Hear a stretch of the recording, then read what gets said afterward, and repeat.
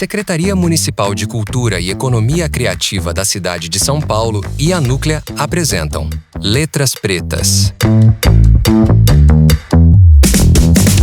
Sejam todas, todos e todes muito bem-vindos ao Letras Pretas, o programa que mergulha na literatura produzida por autores da comunidade negra, através do olhar, da escuta e da escrita de quem a constrói. Eu sou Paloma Santos e aqui comigo o meu parceiro, querido, atencioso, amoroso, uma coisa fofa, um doce de queijo, Max Apresentador. Salve, salve, simpatia. Meu Deus do céu, desse jeito aí eu vou me sentir nas nuvens. Muito obrigado, Paloma, por essa roda que nós vamos dividir histórias, ideias e palavras. E hoje nosso episódio é sobre o livro Vivendo do Meu Negócio. E quem nos acompanha nessa conversa é a pessoa preta responsável pela obra, Juliana Moraes. Muito obrigado pela sua presença. Já vou chamar de Ju. Pode chamar de Ju, por favor. Prazer enorme estar aqui com vocês nessa tela maravilhosa, nessa sexta-feira cheia de BO, de chuva e de aquilo, e a gente tá aqui firme e forte. Obrigada, galera. Ai, Ju, você é uma querida. E, Ju, temos mais um companheiro nesse programa. Alguém que vai nos ajudar a aprofundar o papo de hoje. Eu tô falando dele, o nosso jornalista, catedrático, atencioso, leitor atento, meu amigo Juca Guimarães. Salve, salve, simpatia. Salve, Paloma. Fala, Max. Hoje a gente tem um livro muito legal para apresentar para vocês e discutir, debater. É um livro que eu gosto porque é biografia. As biografias são sempre muito enriquecedoras, histórias de vida que dão exemplos, que inspiram bastante. E neste caso, a gente está falando de uma autora que fala de um aspecto muito interessante da própria vida. Fala de negócio, de empreender, de trabalho, né, de geração de renda. E quando se diz isso e faz o recorte para as pessoas negras, é sempre uma experiência que demonstra muito mais do que o jornal individual, mas sim a jornada coletiva e como as pessoas negras conseguem, com criatividade, poucos recursos e na escassez, se reinventar, se recriar, sem pisar em ninguém, né, sem praticar o colonialismo selvagem e fazendo disso uma grande história, uma jornada de trabalho. A Ju tem um livro que, para mim, marca bastante, porque em certos momentos parece muita história de pessoas negras que precisam empreender para cuidar das famílias, ter um patrimônio, e também eu sinto no livro dela que ela faz muito isso por prazer. Ela encontrou no empreendedorismo uma razão de viver. Primeira pergunta, Ju, para você sobre o livro, é para falar um pouquinho desse seu começo. Você começou lavando toalha de restaurante e fazendo show com a sua irmã. Fala um pouco sobre isso, esse começo tão inusitado de carreira e desse livro tão legal que você escreveu pra gente. Exatamente isso, Juca. Obrigada aí pela introdução maravilhosa.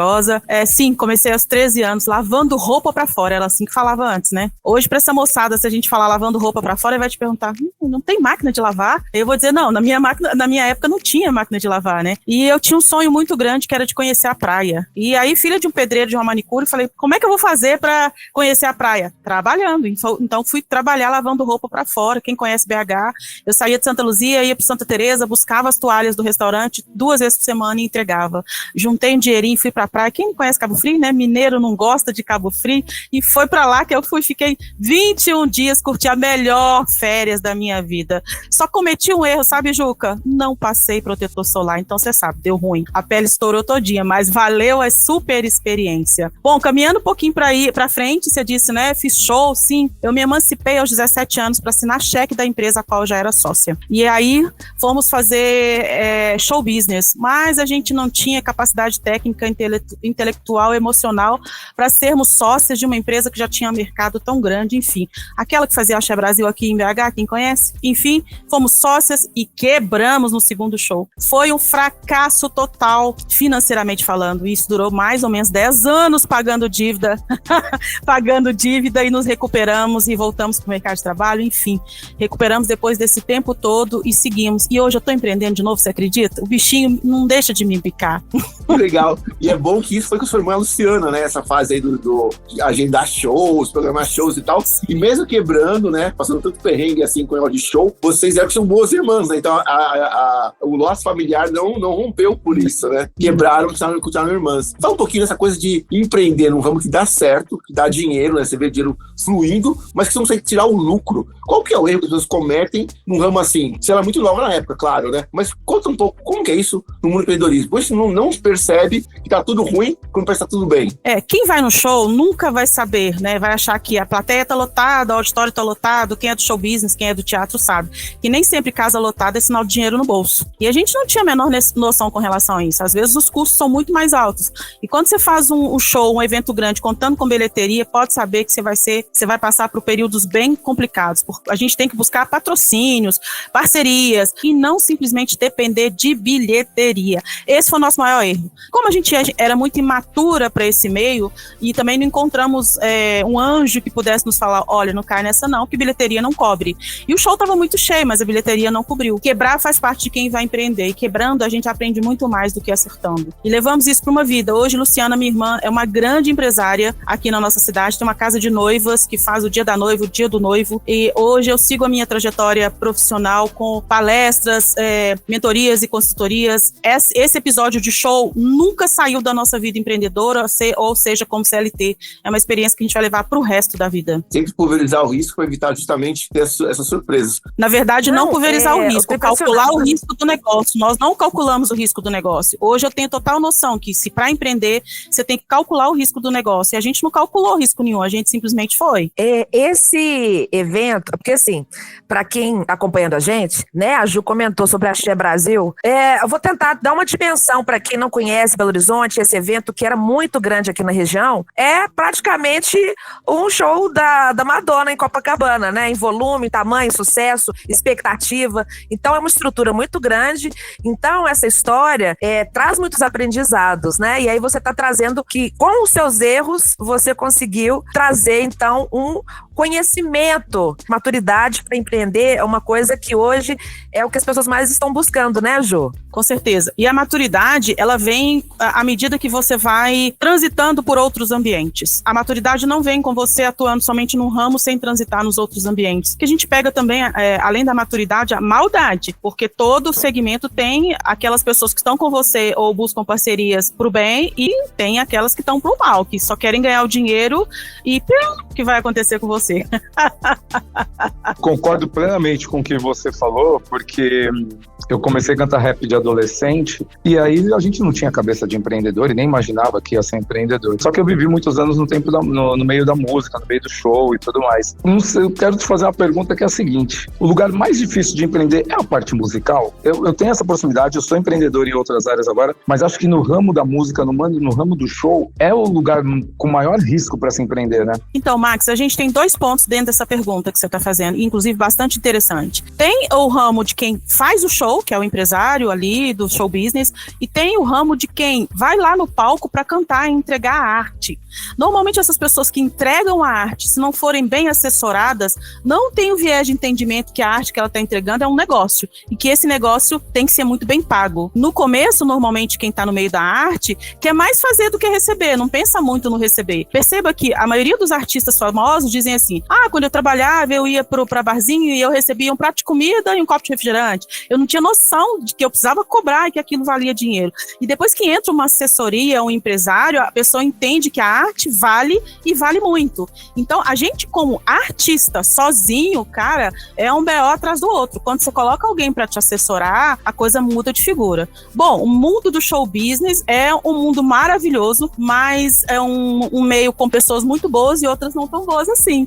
Então, a gente precisa se munir de informações e se cercar de pessoas boas para que no final você consiga trazer bons resultados. É bem desafiador, é bastante complicado, e aí voltando naquilo que eu falei, não depender só de bilheteria, ter sempre ali seus patrocinadores que vão ajudar a arcar com o sonho daquele evento. Muito bom, isso é uma aula. E Ju, você também, lendo o seu livro e acompanhando a sua história, tem algo que achei muito marcante, que tem muito conexão com o que boa parte das pessoas negras passam quando querem se desenvolver numa profissão e buscam uma qualificação. A gente sempre enfrenta muitos inimigos invisíveis dentro das formações, principalmente com qualificação para um nível de emprego e cargo hierárquico com algum prestígio social.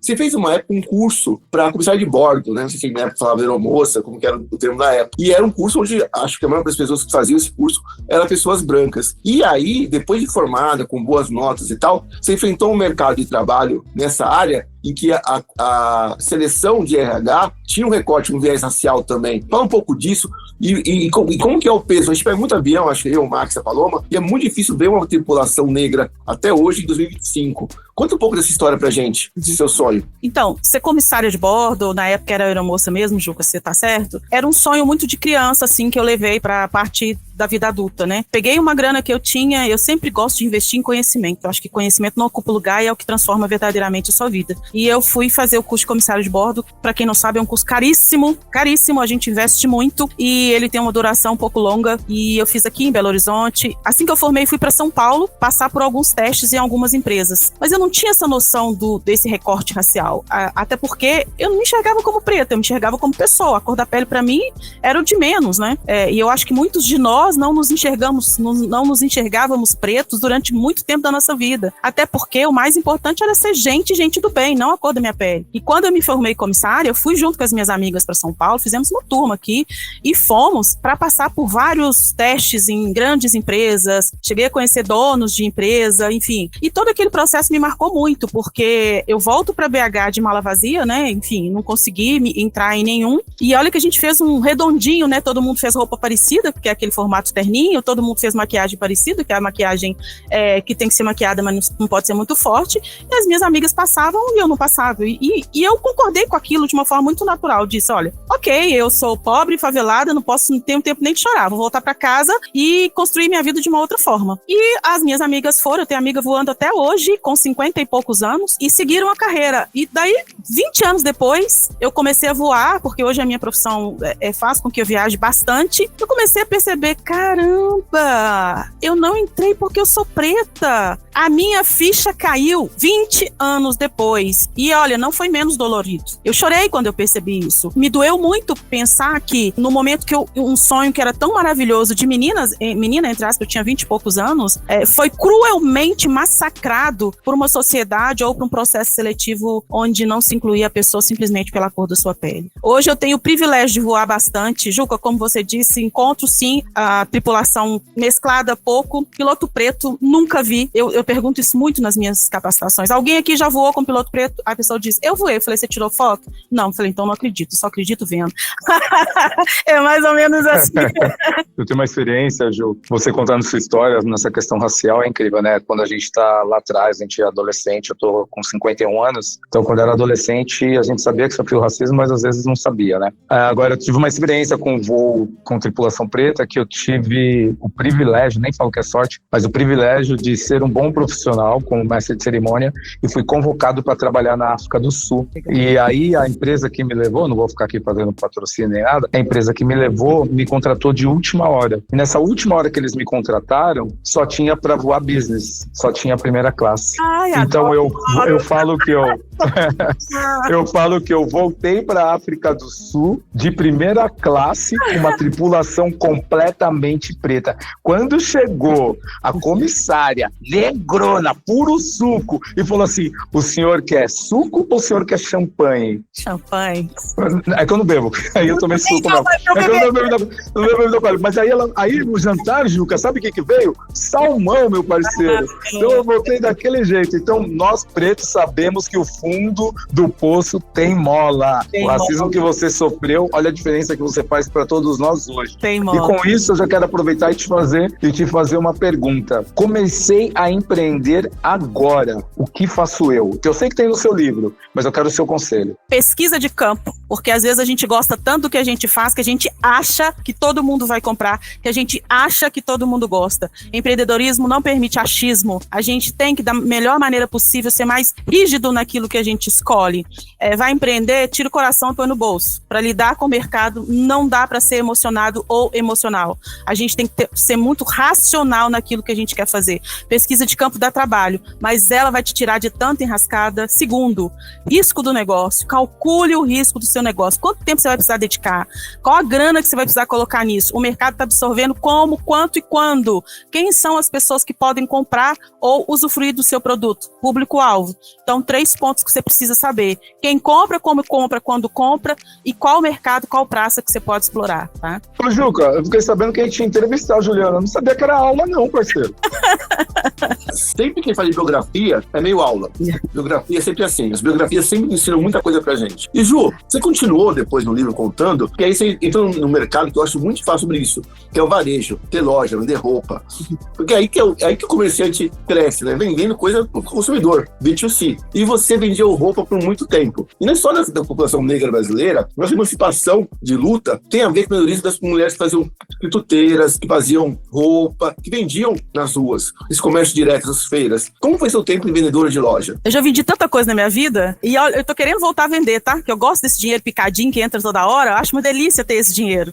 Eu fui vendedora de roupas, né? Eu comecei arrematando biquínis de uma fábrica de biquíni. E eu, sempre que chega pra mim, eu vendo tudo. E aí, eu falei, gente, por que não continuar? Aí foi aumentando pra loja, acabei abrindo uma loja física de roupas femininas, mas aí as mulheres iam comprar com os maridos ficavam esperando elas experimentarem. Eu falei assim, eu vou colocar roupa pra homem também. Coloquei camisa. Eu vendia todas as camisas de homem.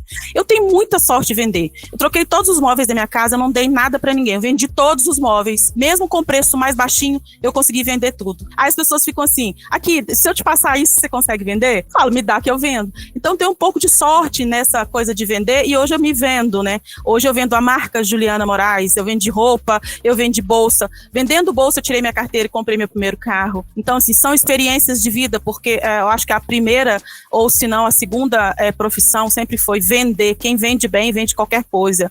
E hoje eu me vendo enquanto marca, enquanto mentora, enquanto consultora, vendo meu livro, vendo as minhas palestras. Hoje a minha maior potência é vender a Juliana Moraes. Eu tô achando que até o final do programa vai vender um lote pra gente aqui. Não, eu fiz essa brincadeira porque, de fato, a Juliana é encantadora. Eu tive a grande alegria de conhecê-la numa palestra TED Talks aqui em Belo Horizonte, quando o Hélio de la Penha também foi palestrante. E durante a palestra da Juliana, ela virou uma chave para mim, justamente em relação ao empreendedorismo. E hoje, de novo, né, no programa ela tá trazendo pra gente que a arte é também um trabalho e que a gente tem que aprender a precificar, a pré-produção, produção. Eu vi de perto a excelência da forma como a Juliana se vende. Hoje tá aqui vendendo o livro dela com a gente, dando uma aula sobre empreendedorismo preto. Obrigada, Paloma.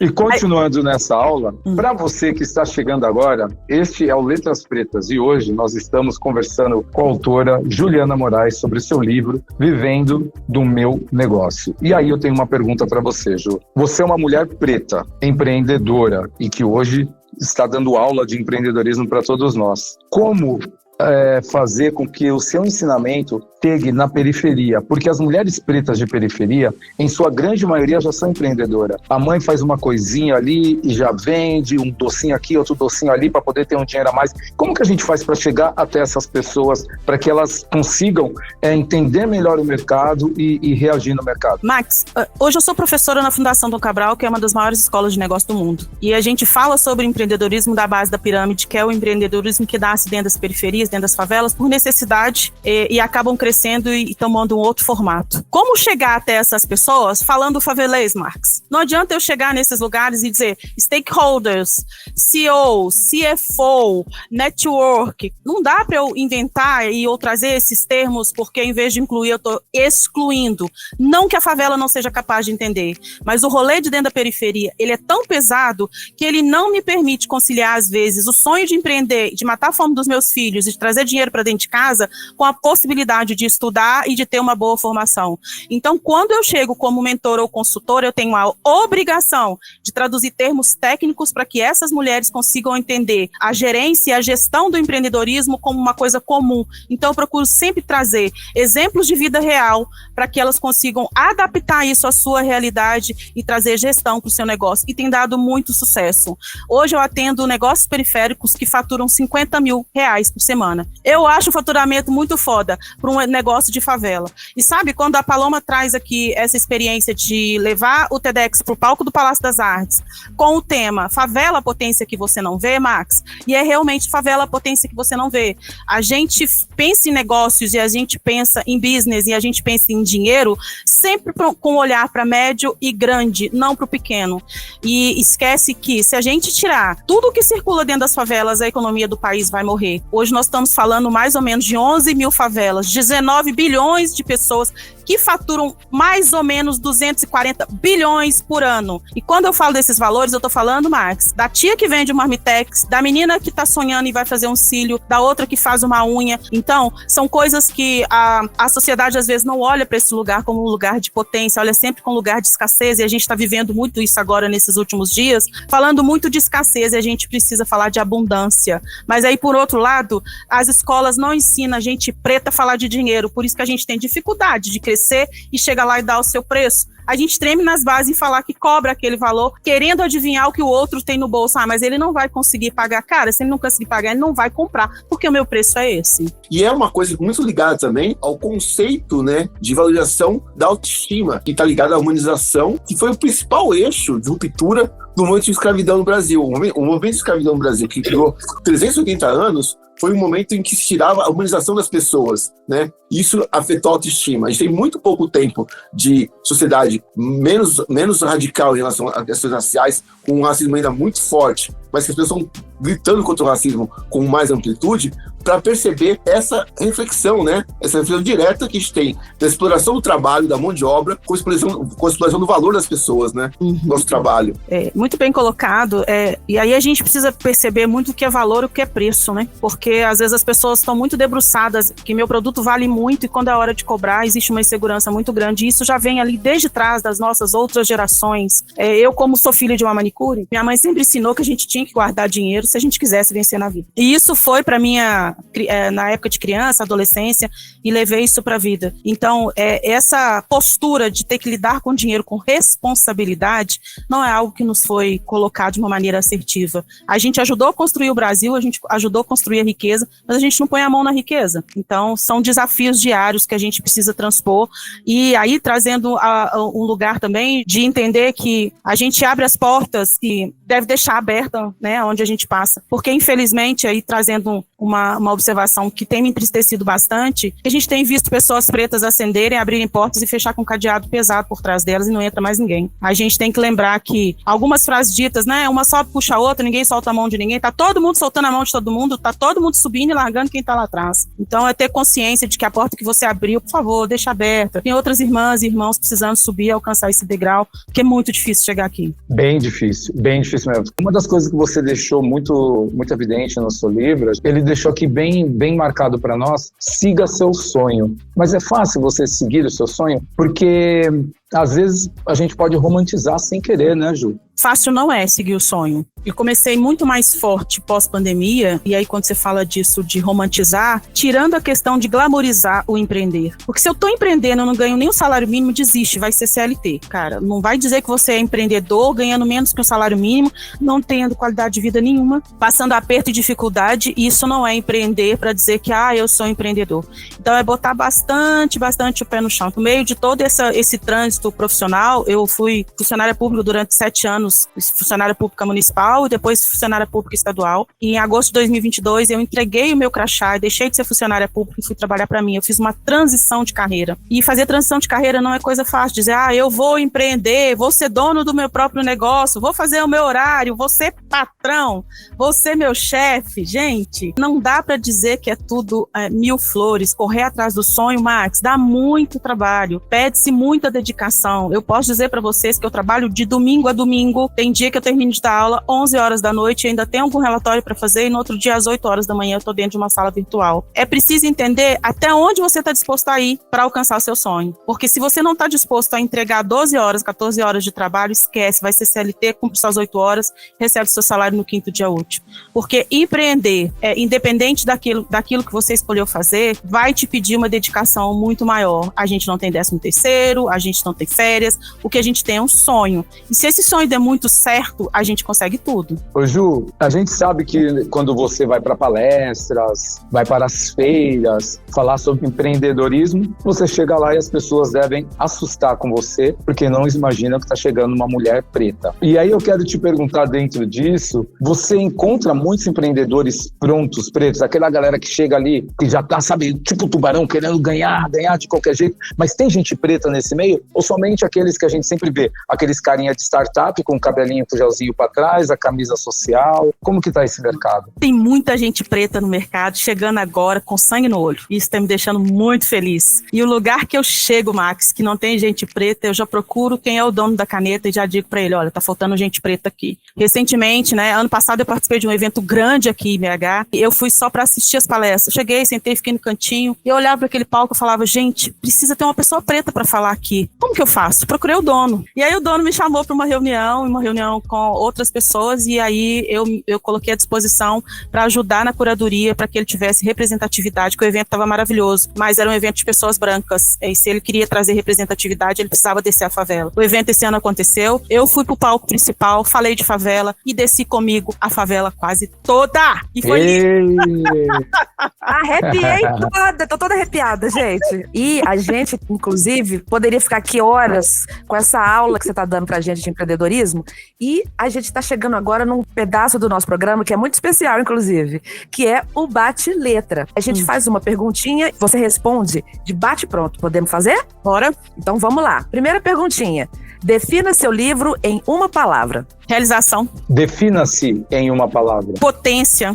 E qual a conexão entre essas duas palavras? Amor. Por que amor? Porque amor, porque é ele que conecta todas as coisas. Se você não tiver amor por aquilo que você faz e pelas pessoas que estão com você, você vai ter outros sentimentos que não vão te levar a lugar nenhum. Amor sempre. No final das contas, de fato, tô concordando aqui com você em gênero, grau e número, porque de fato, eu acho que a gente também tem que entender que o amor faz parte, né? Sem amor a gente não consegue seguir os nossos sonhos, empreender, alcançar os objetivos.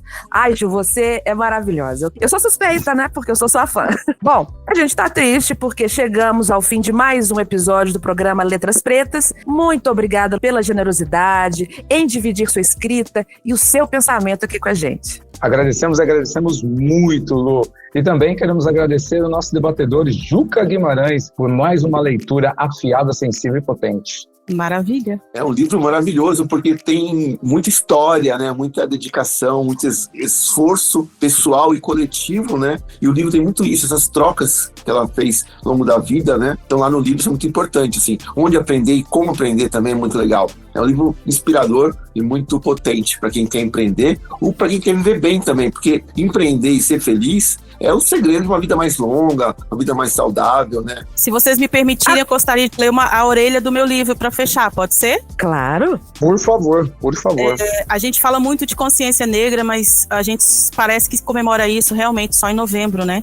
Graças a Deus que hoje já temos o feriado, já evoluímos muito, já estamos ali no outro degrau, mas o ideal é que sejamos conscientes de janeiro a janeiro. Então, consciência negra de janeiro a janeiro. Que pena que nunca me disseram que mulher preta pode ser rainha. Que pena que nas escolas só se apresenta o povo preto como escravizado. Que pena que nossa história é sempre contada pela perspectiva da dor e não do amor. Que pena que não nos disseram que a gente pode ser rico, ter carrão, viajar, falar outros idiomas e disputar espaço de igual para igual. Mas que bom que entendemos nosso lugar, espaço e existência. Que bom que não somos mais obrigados a nos calar. Que bom que somos nós por nós. Que bom que podemos reescrever nossa história com a nossa própria caneta. E que bom que podemos ser pretos e pretas todos os dias do ano. Sensacional! E com essa frase, com essa reflexão, a gente encerra e deixa aqui o recado. A você que nos ouviu até aqui, fica o convite. Leia o livro Vivendo do Meu Negócio. Compartilhe esse episódio e siga com a gente nessa jornada. Letras Pretas é um espaço de escuta, reflexão e celebração da escrita preta. A gente se encontra no próximo programa. Até lá. Axé. Você ouviu Programa Letras Pretas. Uma apresentação da Secretaria Municipal de Cultura e Economia Criativa da cidade de São Paulo, através do PROMAC, Programa Municipal de Apoio a Projetos Culturais, e da Núclea. Apoio Cultural. Shopping Pátio Paulista.